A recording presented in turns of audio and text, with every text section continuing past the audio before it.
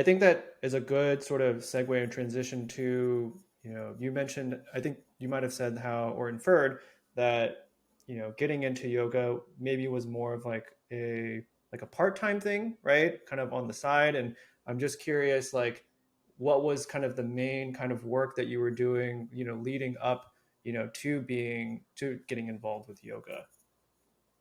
Well, my background is social work. So I'm still a medical social worker, but I've been doing it for over 10 years now, and particularly in the medical setting of hospice work and home health. So, like, really tough Right. emotional situations where, like, I'm working with people who are at end of life and supporting their families, or people in home health who are kind of coming home from hospitalization and learning how to be independent in rehab. Like, I can imagine just if that's like the main kind of work that you were doing, and then, going into, to yoga, right? And like deepening that craft there, it almost seemed like you were trying to find it, well, maybe you found balance, right? Like there's obviously a lot of emotional, I would say work. Well, I guess you could say emotional presence, emotional work involved with, I mean, being, getting involved with social work because it's a very human to human kind of industry. And then I can Mm-hmm. see how yoga sort of complements that from like a release perspective, and like really kind of also getting in touch with yourself as well after kind of like having such a stressful, potentially a really stressful kind of like day job. Right. That kind of work, social work, especially what I did, is very heavy emotionally, and kind of being able to hold space for hundreds of people, hundreds to thousands of people who are like having a lot of like emotional like difficulties, challenges, like with family members themselves losing independence, mobility, control, and being there for them, being present. So I like to have that outlet, which was yoga and other things, to de stress myself, kind of ground myself and reset, so that I don't carry that into my personal life. I think it makes sense. Like you got to have that balance between your work life and your social life, and just life outside of just work. So I can see how practicing something like yoga or pottery or things like that can really help shore up like an emotional. I don't want to say wall, but just like create a barrier, like a soft barrier where you're able to easily separate and just kind of, I guess you could almost say compartmentalize to a certain aspect, to a certain extent. Right. Yeah. I definitely feel like I'm pretty good at compartmentalizing a lot of different things, and kind of like separating them. So after work, I kind of shut that mind off and do my other things. So when you are making that transition, when you, or maybe you are or were making that transition from, let's say, social work from 9 to 5 or whatever, right, to something else, whether it's yoga or it's pottery, like what is that sort of mental preparation, mental, emotional preparation that you kind of take, right, to go from one or the other? Because I imagine it's not just flip a switch, right? Like there's kind of a warm up period or a decompression period or something like that that really helps you go from one to the other smoothly. Um, I haven't really had that much of a challenge to transition from one job to the other or one activity to the other. It's more so just having it scheduled for me, kind Okay, of like blocking it out, and then I'm just like, oh, okay, I am doing the next thing now. So that helps me switch pretty fast. got it. So just having that kind of like uh, the guardrails sort of in place. It's just like maybe because maybe you have a set time to do something. It's saying, hey, like Hmm. this is the time to shut off, right? Or that you're mentally already prepping a transition, right? Like Right. not I necessarily guess, carrying that into yeah. the next thing. I guess the schedule, the calendar blocking or the schedule blocking is that mental transition. So I'm kind of already prepared and already kind of like have it like set. So I Right, know because I what's going imagine on. you wouldn't want to bring like maybe a tough day at work, right? A tough day of social work into like yoga or pottery, right? And maybe it affects potentially how you perform at those things, if it's not transitioned, smoothly. Mm-hmm. Yeah. I mean, I guess I have like entered a yoga session with a tough day at work, and like I might cry if there was something that was really resonating with me that the instructor might have said at the end. So it does help heal, like whatever I'm doing next, whatever Mm, my outlet is. Like if I need some emotional release, it definitely helps. got it. I think it makes sense. It sounds like it seems like it's just like it's a smoother off ramp, right? As you kind of Mm-hmm. transition from one thing to the other. It's not to say that like it's a clear drop off, like, hey, I'm done and I'm not going to bring my other self right into this new thing, but it's just like a slow ramp down, right? And maybe sometimes some days are heavier than others, and you get a little bit more spillover on some days more Right. so than others. But also having a support system of people to talk to about like those stressors, or like when I was having supervision while getting my license, sure, being able to decompress that way Makes and sense. have it be confidential, or a manager or coworkers to like decompress with. What would you say, I guess, like most people now when they think about social work, and social work has kind of been in, uh, more in the limelight, right? Especially with like, policing and like de-escalation and stuff like that. Just curious, like, what do kind of people typically like, misconceptualize about social work, right? That you would want to clear up, right? In terms of the everyday person and how they think about social work and the role of social workers. Well, I feel like a lot of people don't know what social work means, but also are afraid of it and have the stigma that most social workers are there to like, take away maybe children or adults Okay, or because that's what you see in go into, film, right? yeah, Oftentimes, like, right. oh, you're being okay, makes sense.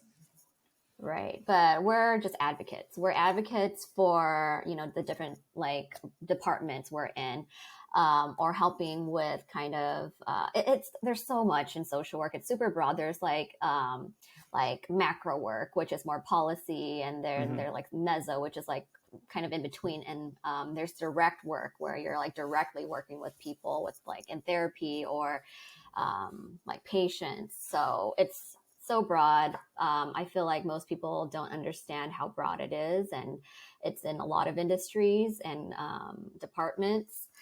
But the misconception I get the most is like when I'm out to visit a patient or their family, they think I'm from the county, but I'm not. I'm Okay, actually from a private company, and I'm there to help them. There to help them with emotional support and resources, and like kind of be the liaison and part of the interdisciplinary team of the doctors and nurses and other people, physical therapists or whoever is on the team, to help support them and make sure that we're all on the same goal of helping the patient.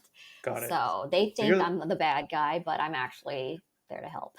I was thinking like you're like basically the first point of contact, right? You're the access point for potential services that they might need, and you're like you said the liaison, like thinking about, okay, does this person potentially need this type of service, right? After you've Mm-hmm. collected all the data or talked to them and gotten their testimony about things that are happening in their lives, and you're having that back and forth, like you're talking to the doctors or the others, social services that I imagine that you're working with, and then you're also talking to the client or the patient, and I imagine there's probably two sides where they may not know everything, right? And especially Yeah. imagine on the patient side, it's like that education piece can, I imagine, be a really stressful kind of job, especially maybe if Right. English is not their first language as well. Mm-hmm.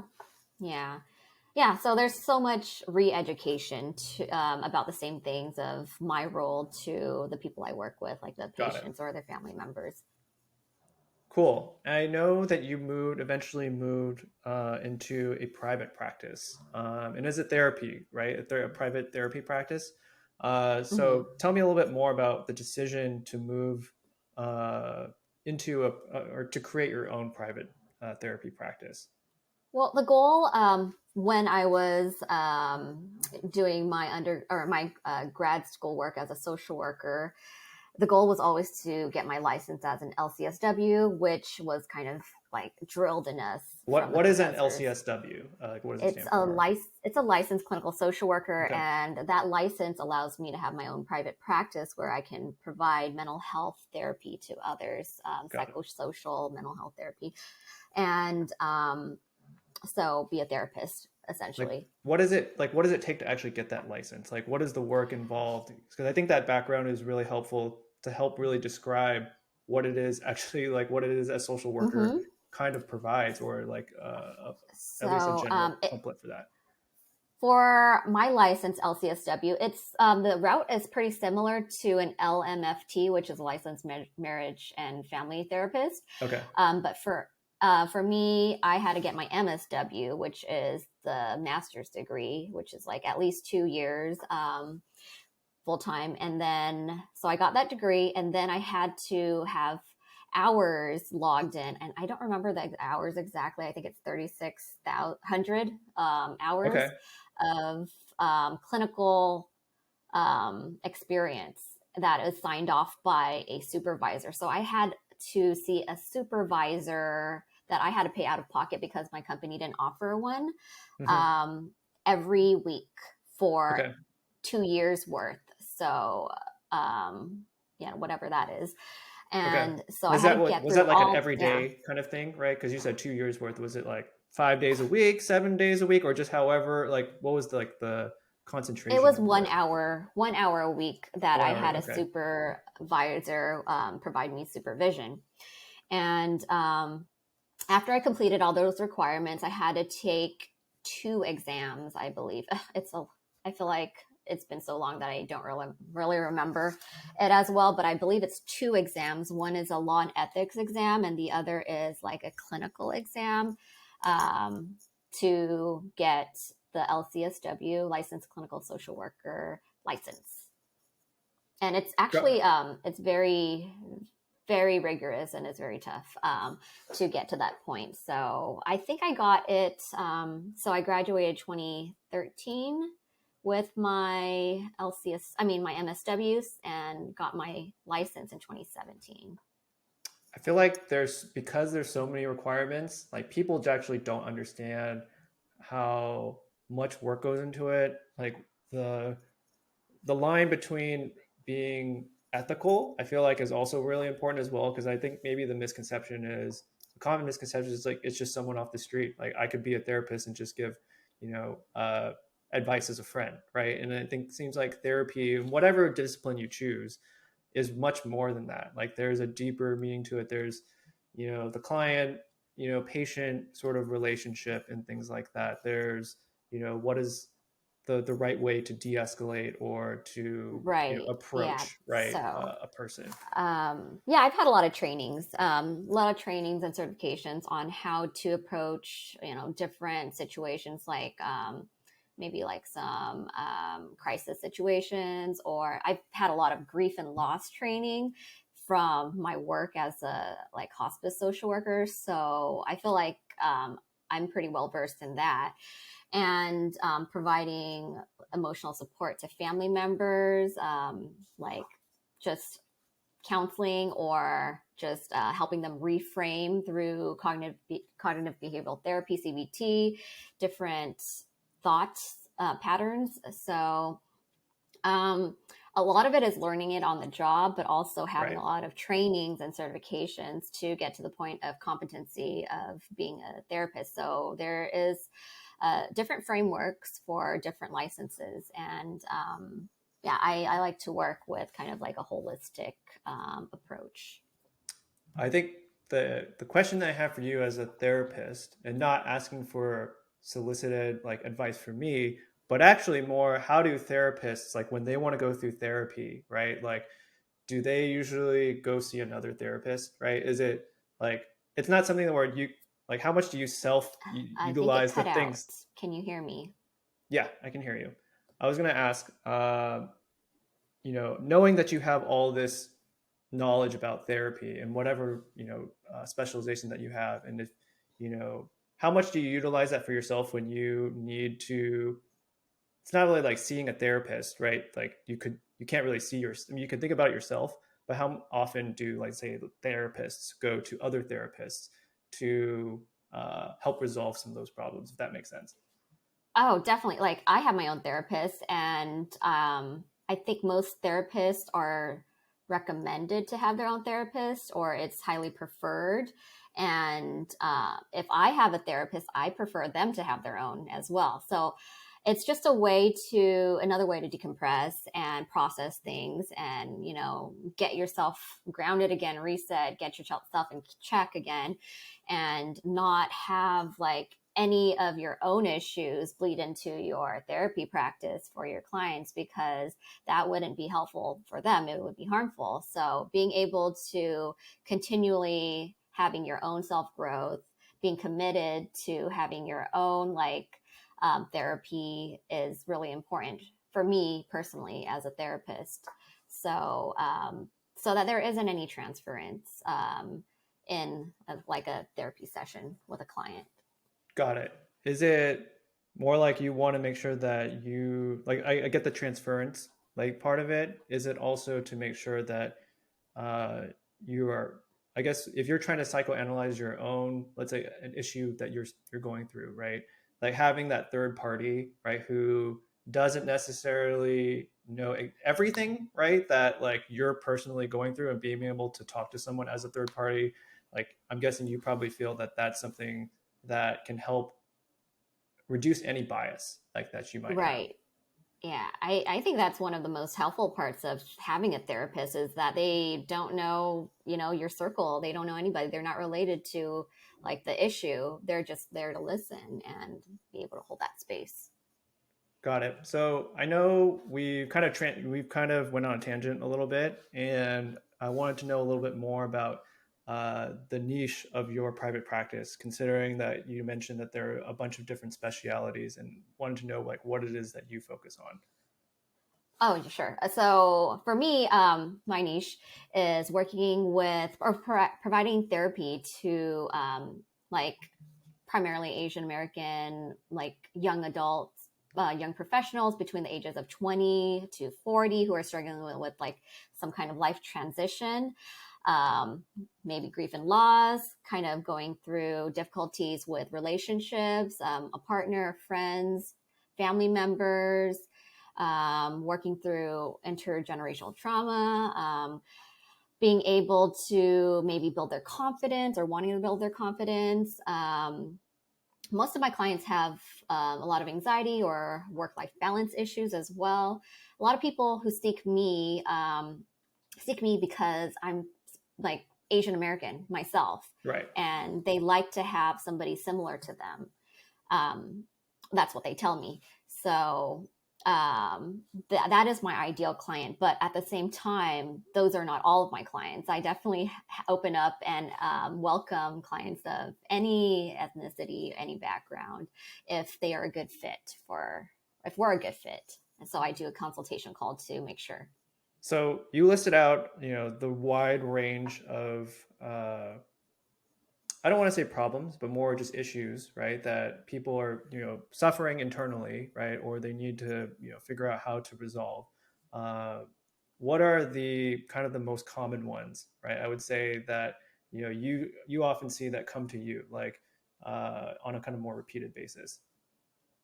Um, there's so many, but a lot of like my clients have difficulties with like speaking to their partners, being able to open Mm-hmm. up, being able to express how they feel. A lot of men have that difficulty or challenge. Also, a lot of women have that challenge, being able to be vulnerable. I see that a lot, or just a lot of anxiety regarding like maybe they're mind reading somebody else's thoughts when we can't do that, or they're kind of having a lot of like assumptions about things, which causes a lot of anxiety. So, Can you talk so about a little bit many. more about like the mind reading aspect of it? Just because I know that it seems like that's something that's kind of a little bit more vague. Like, is it the expectation Mm-hmm. that someone should just know, right, that the other person wants a specific kind of thing, or wants them to take a specific type of action? without verbally Yeah, there's communicating? that. Yeah, there's some of that where maybe there's a couple and my client is like one of like half the couple, I guess, and they assume that their partner should know that they want some XYZ. But I have to remind them that their partners are not mind readers, or a person might be assuming a thought that like a friend might have about them, like, oh, he doesn't like me. That would be like a mind reading thought when we have no idea. So, some of my like I guess some of my practice would be to encourage my clients to be open and vulnerable and let their friends or their partners know how they feel and have that direct conversation so that they can get through, maybe conflict and resume like a relationship still. So you can have conflict and also maintain your relationship in a healthy way. So one A of the lot of my things, clients, oh, go okay. ahead. Oh, I was going to say one of the things you mentioned, right? Like was that, you do specialize with the kind of the Asian American kind of experience, at least in terms of different types of problems, not exclusively, obviously. Like, how does that sort of play a role, right, in terms of the things that you are catering kind of your services towards, right? Or, paths to resolution between, I'm assuming couples or young adults. Well, regarding the Asian American experience, a lot of my clients are second generation Americans, and their parents are immigrants. So they've come from like another country, and there's just so many cultural differences that they experience, or not understanding what their parents have gone through. Maybe their parents have not had things modeled for them, like emotional expression, and in turn they don't express their emotions, and that affects the client. So kind of being able to process and explore those feelings, also because of a lot of the Asian American hate crimes that went on during the pandemic. I had some clients come to me due to that, kind of processing the struggle and the grief going on during that time. Right. So something like that where like there's these external factors that they felt like, I'm assuming they didn't feel like they were in control, or something, it was, and a new external anxiety has like been thrust upon them, and that seemed to be very kind of unexpected. Mm-hmm. Like, would you say that for your clients, right? Like, what are the different ways that, they can like basically think about how they can help resolve some of their own issues, like in terms of like expression, and like what are some like top tips, right, that you can give people just generally kind of across the board to how kind of like take that first step, right, towards sort of resolution for common items like this. Sure. So I start off my clients with like kind of like a treatment plan, kind of having a goal that they want to reach. And so maybe one of the goals could be increasing communication with different relationships or partners that they have, and being more vulnerable. And then we break that down to short term goals of how to get there. And an example would be maybe telling your partner that like how you feel like once a week or something along those lines. So having that practice as homework set into place. Like, do you feel that in the Asian, well, okay, maybe because I'm a third, fourth generation Asian American, like there are things that, for example, like my mom told me I love you, right? She used to tell that to me, which is like kind of like the joke in, second gen Asian circles, like, oh, your parents never say they love you kind of thing, or they'll never say things like directly. And so Mm-hmm. for me, it's kind of been an interesting sort of experience, as I have a lot of second generation Asian friends, and the Mm-hmm. balance between the Americanization and Asian, and how like my parents express, right, stuff to me, right, like they spoke to me in English. Like I never really Mm. learned a second language like growing up, and it was a very different kind of experience where maybe because my parents were more expressive, like I learned like how to better express or to maybe internalize it, but also to be able to have the capacity to express a need or a want or a desire or to tell other people how I'm feeling. Mm-hmm. No, that's great. It sounds like they were able to model that for you, which a lot of people don't have. But I think it's also because they also went through that same experience with their parents, right? Like the what I Mm-hmm. think a lot of second generation Asians like really go through. Mm-hmm. Like a lot of the stories that I hear from my mom in her relationship, like with her grandparents, right, or her parents, are very similar exactly to the ones that I think a lot of second generation Asians have. Like, Mm-hmm. she wishes her parents said, I love you, right? So it was one of those things from that trauma, right? She wanted Yeah. to change the way that she wished, she had kind of that kind of lifestyle and the way that she wished that Yeah. her parents sort of treated her, sort of thing. So Well, it's weird. yeah. It's like because I don't live it, but I hear it, right? And I hear the But stories all the yeah, time. that's pretty amazing because it sounded like your mom broke that cycle. So she's able to like be vulnerable and express that and model that behavior for you to see, and in turn it sounds like you're able to also do that.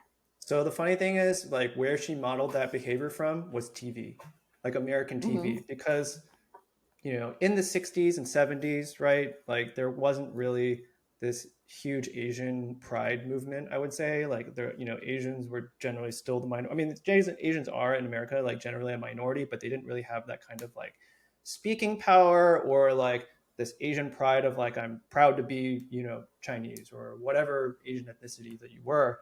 So a lot of it was like wanting to be like I Love Lucy or like Grease, right? Or the kind of the Mm-hmm. classics that we sort of see now. But if like that was all you really saw on TV, right, then you kind of aspired to be that, or you aspired to have a lifestyle like that. Like my mom loves the Brady Bunch, right? That's the kind of lifestyle that she wanted to have. Like she didn't want to live in Chinatown necessarily. Like I asked my mom, like for example, like how many of her friends does in her generation like live in Chinatown, aspire to live in Chinatown? She's like, none, right? They all wanted to get out. They wanted to move out, right? To have that better life. And I feel like that's also made, I might be extrapolating a little bit, but I feel like that's why, a lot of parents, right, also made those sacrifices to make sure that their kids had a better life.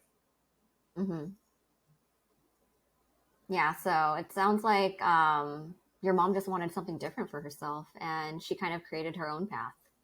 Yeah. Which obviously it was passed down to me, like, and my sister as well. Like we did a lot of sports. We did all these things that she wasn't able to do. And I feel like that is also part of, not that I'm a parent, right? But I imagine that's how I would imagine parenthood is, like being able to do the things that you wish that you could have, right? Or that you think will be kind of beneficial, right? For your kid down the road, right? Just given whatever sort of circumstances you might have suffered or experienced, right, in your kind of lifetime.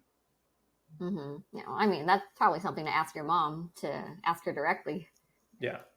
Oh, I'm pretty sure that's like the case because me and my mom, we do talk about kind of like that stuff all the time. Like we reflect upon like her experiences, and I talk Mm. about it. Like these are what my second generation friends, Asian friends, are going through, and it overlaps. And I think that's the most interesting thing to see, at least from my perspective, is like not really living it, but hearing it. But I also hear it from two sides, almost like as a third party, in a sense. Yeah, so And kind of secondhand experience.